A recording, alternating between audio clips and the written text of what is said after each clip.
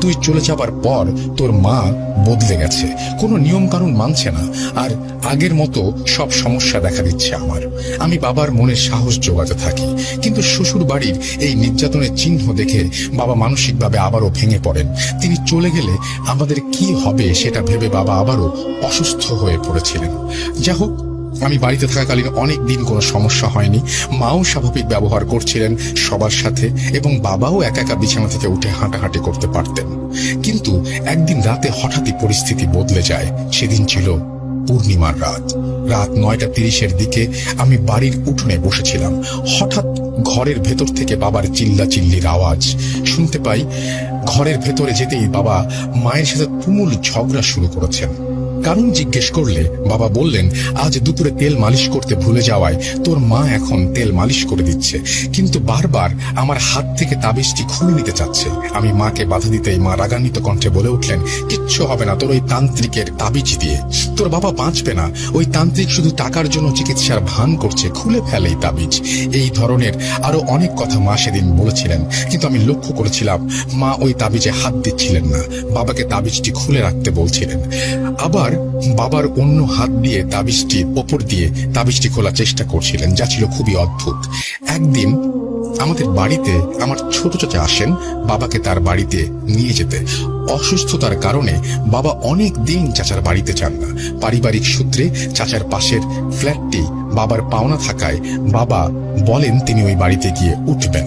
বাবাকে অনেকবার বোঝানো হলো যে তোমার চিকিৎসা চলছে, এখনো শেষ হয়নি, তাই এখন যাওয়াটা ঠিক হবে না। কিন্তু বাবা কোনো কথাই শুনলেন না। তিনি বললেন, এটাই আমার শেষ ইচ্ছা, মৃত্যুর আগে আমি কয়েকটা দিন ওই বাড়িতে থেকে যেতে চাই।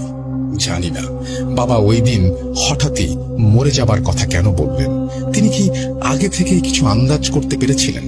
যা হোক, আমরা এক সপ্তাহের মধ্যে সবকিছু গুছিয়ে নিয়ে নতুন বাড়িতে উঠি। নতুন বাড়িতে গোছগাছ করার সময় মা হঠাৎই বেরিয়ে গেলেন। আমি অনেকবার ডাকলাম, কিন্তু তিনি কোনো সাড়া না দিয়ে কোথায় যেন চলে গেলেন। ওই দিন রাতে বাবা প্রচন্ডভাবে অসুস্থ বোধ করছিলেন। ডাক্তার ডাকা হয়, কিন্তু কোনো কাজ হয় না। এরপর হঠাৎ মা বলে ওঠেন, আরে তোর বাবার হাতের তাবিজটা কোথায়? এটা শুনে বাবার অসুস্থতার কারণ বুঝতে আমার আর বাকি রইল না। আমি তৎক্ষণাৎ সেই তান্ত্রিককে ফোন করিয়ে সব কথা খুলে বলি। তান্ত্রিক আমাকে ঘর বন্ধের ব্যাপারে জিজ্ঞেস করেন, কিন্তু কিসের ঘর বন্ধ? আমি আসলে ভুলেই গিয়েছিলাম ওই সরিষা দানা আর সোজা গজ কাপড়ের কথা। আমি তো পুরনো বাড়ি থেকে সেগুলো তুলে আনতেই ভুলে গেছি। এটা তান্ত্রিককে জানানোর পর সে ফোনটা কেটে দিল। এরপর আমি অনেকবার ফোন করেছি, কিন্তু সে আর আমার ফোন ধরেনি। আমি মাকে জিজ্ঞেস করি, তুমি সবকিছু গুছিয়ে নিয়ে আসলে, ঘর থেকে ঘর বন্ধের জিনিসগুলো কোথায়, আর তাবিজটা কিভাবে হারালে? এটা শুনে মা একটু মুচকি হেসে বললেন, কি জানি, হয়তো আমি আজ দুপুরেই হারিয়ে ফেলেছি। এরপর আর বোঝার বাকি রইল না যে মায়ের ওপর আছর করা হয়েছে। মা এখন নিজের ঘরের মধ্যে নেই। ঠিক তখনই তান্ত্রিক মহিলাটি আমাকে ফোন করেন এবং বলেন, তোর গাফলতির কারণে তোর বাবাকে হারাতে হলো। ওই তাবিজ এবং ঘর বন্ধের জিনিস তোর মাকে দিয়ে কোথাও ফেলে দেওয়া হয়েছে। আমার পক্ষে আর কোনো কিছুই করা সম্ভব নয়। এটা আমি চিকিৎসার প্রথম দিনই তোকে বলেছিলাম। আমাকে আর ফোন করিস না, আর তোর বাবার শেষ ইচ্ছাগুলো পারলে পূরণ করিস। এটাই ছিল তান্ত্রিকের সাথে আমার শেষ কথা।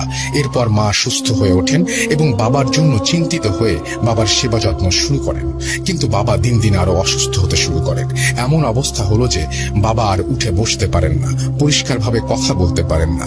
আমি আমার ছোট চাচাকে সব কথা খুলে বললে তিনি একজন হুজুর নিয়ে আসেন বাড়িতে। হুজুর বাড়িতে ঢুকে বললেন, ওরা তোমার বাবাকে না নিয়ে তোমাকে ছাড়বে না।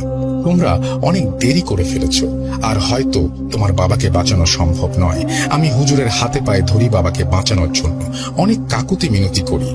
আমার মিনতিতে শেষ উপায় হিসেবে হুজুর বলেন, আমি একটা চেষ্টা করে দেখতে পারি, কিন্তু সেই দিন আমি চেষ্টা করব যেদিন তোমার বাবা স্পষ্ট করে কথা বলতে পারবেন। যদি উনি স্পষ্ট করে শুধু পুরো নামটাও বলতে পারেন তাহলেই হবে। তাই শেষ সময়ে ভালোভাবে বাবার সাথে সময়টা কাটাও, তার পছন্দের খাবার খাওয়াও। খুব একটা বেশি দিন বোধহয় তিনি তোমাদের সাথে নেই। আমি ওই দিন হুজুরকে জিজ্ঞেস করলাম, কে এবং কেন এই কালো জাদু করেছে আমার বাবার উপর। তিনি শুধু একটা কথা বলে সেখান থেকে চলে গেলেন, তোমার শাশুড়ি। আমি মনে মনে এটাই সন্দেহ করেছিলাম, কিন্তু এমন করুণ পরিণতি হবে আমার বাবার তা কখনো ভাবিনি।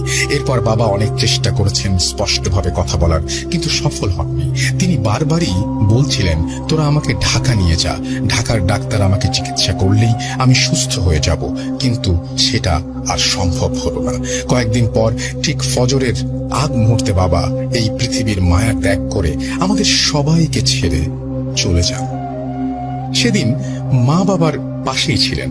তিনি নাকি একটা বিশাল কালো ছায়াকে বাবার পাশে বসে থাকতে দেখেছেন এবং হঠাৎই সেটা নাকি দেয়াল ভেদ করে বাইরে চলে যায়। এরপর থেকে একে একে যা যা করণীয় আমরা সব পালন করি। অনেক আত্মীয় স্বজন আসেন, কিন্তু আমার শ্বশুর শাশুড়ি থেকে কোনো মানুষই সেখানে উপস্থিত ছিলেন না। একবার ফোন করেও জিজ্ঞেস করেননি। আমি চেয়েছিলাম তাদের নামে আইনি ব্যবস্থা নিতে, কিন্তু আইন তো জাদু বিশ্বাস করে না, তারা প্রমাণ চায়। আমার কাছে তো কোনো প্রমাণ নেই।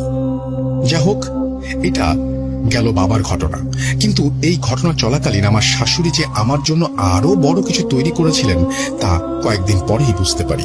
বাবা মারা যাওয়ার কয়েকদিন পর আমার শাশুড়ি আমাকে অনেকটা জোর করেই বাড়িতে ফিরতে বলেন, কিন্তু আমি শর্ত দিয়েছিলাম আমি শ্বশুর বাড়িতে থাকবো না, আমি আমার ছেলে ও স্বামীকে নিয়ে আলাদা থাকবো। যদি তিনি এই শর্তে রাজি থাকেন তাহলে আমি যাব।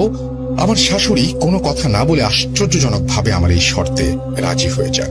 এটা নিয়ে আমার মনে সন্দেহ জাগে, কিন্তু কিছুই করার নেই। আমার শর্তে তো রাজি তিনি।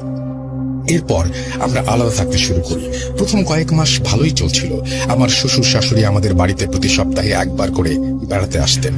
আমার ছেলের জন্য অনেক কিছু নিয়ে আসতেন, আবার আমার সাথেও ভালো ব্যবহার করতেন। কিন্তু আমি দেখতাম আমার চোখের আড়ালে শাশুড়ি আমার স্বামীকে নিয়ে কি যেন খাইয়ে দিতেন। হয় পানির সাথে মিশিয়ে দিতেন, না হয় চিবিয়ে খেতে বলতেন। আমি কিছু জিজ্ঞেস করলে তিনি বলতেন, আরে এটা মাজারের সিন্নি, তোমার জন্য এনেছি, পরে দিব। এভাবে সব ভালোই চলছিল, কিন্তু ঠিক 3 মাস পর সবকিছু বদলে গেল। বিনা কারণে আমার স্বামী আমার গায়ে হাত তুলতে শুরু করলো। অকথ্য ভাষায় আমার ছেলের সামনে গালিগালাজ করত। এরকমটা নয় যে আমার স্বামী নেশা করত, আর নেশার ঘোরে আমার সাথে দুর্ব্যবহার করত। একদম সুস্থ মস্তিষ্কে সে আমার সাথে কথা বলতে বলতেই ক্ষিপ্ত হয়ে উঠত। একদিন তো আমাকে মারার জন্য আমার গলায় ছুরি পর্যন্ত ধরেছিল। আমার ছেলে না থাকলে হয়তো আজ আর বেঁচে থাকতাম না। কিন্তু এরকমটা কেন হচ্ছে? কাকে বিচার দেব আমি? এখন তো বাবাও নেই। আমি না বাঁচলে ওরা তো আমার ছেলেকেও ভালোভাবে মানুষ করবে না। এই ঘটনার পরের দিন সকালে আমার শ্বশুর শাশুড়ি আমাদের বাড়িতে আসেন। আমি আমার শাশুড়ির কাছে বিচার দিতেই তিনি আমার ওপর রাগ দেখাতে শুরু করেন। তিনি বলেন, তুমি আমার ছেলের খেয়াল রাখো না, তার সাথে দুর্ব্যবহার করো, তাই সে তোমার সাথে এমন আচরণ করছে। তোমার নিজের দোষেই আজ তোমার এই অবস্থা। আমি এই কথাগুলো শুনে সম্পূর্ণ বোকা বনে গেলাম।